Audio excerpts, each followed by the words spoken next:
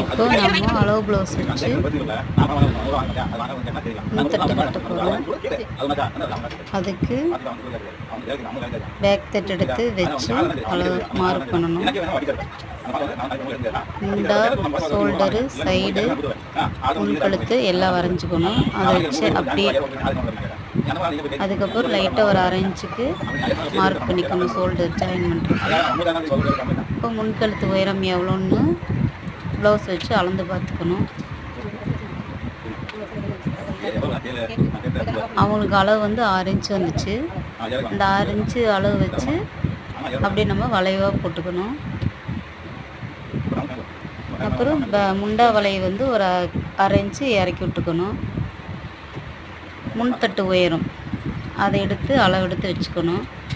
அவங்களுக்கு வந்து முன்தட்டு அளவு வந்து 14 வந்துச்சு. அப்புறம் ஊக்குப்பட்டி அளவு அவங்களுக்கு 5 வந்துச்சு. அப்படி எடுத்து ஸ்ட்ரெயிட்டாக பண்ணி ஒரு கிராஸ் பண்ணிக்கணும். அப்புறம் சைடு அளவு 6 வந்துச்சு அவங்களுக்கு. இப்போ இந்த 14 பேனா ஒரு 2 இடத்துல நம்ம மார்க் பண்ணிவிட்டு அப்படியே ஷேப் எடுத்துக்கணும்.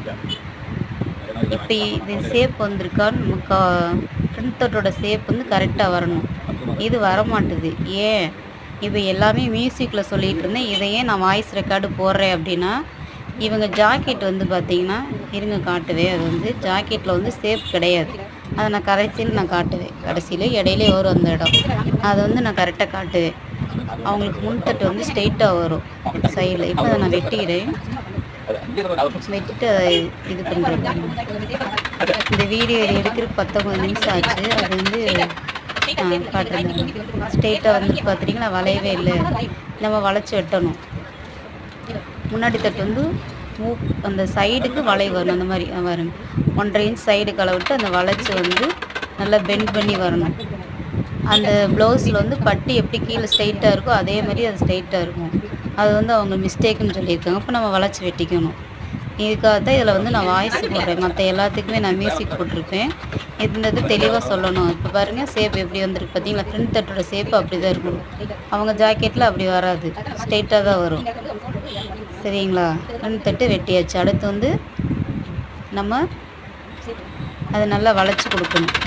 வளைச்சி மார்க் பண்ணிக்கலாம் லைட்டாக கழுத்து.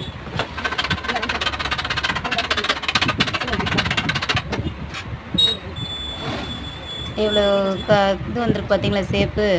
அதே மாதிரியே ஷேப் நம்ம முன் கழுத்தில் அந்த இடத்துல கேப் வந்துருக்கு பாருங்க. இந்த கேப்பு தான் வருங்க.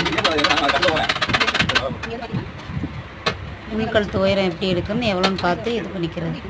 அப்படி தான் முன்கழுத்து உயரம் வந்து அளவு எடுக்கிறது.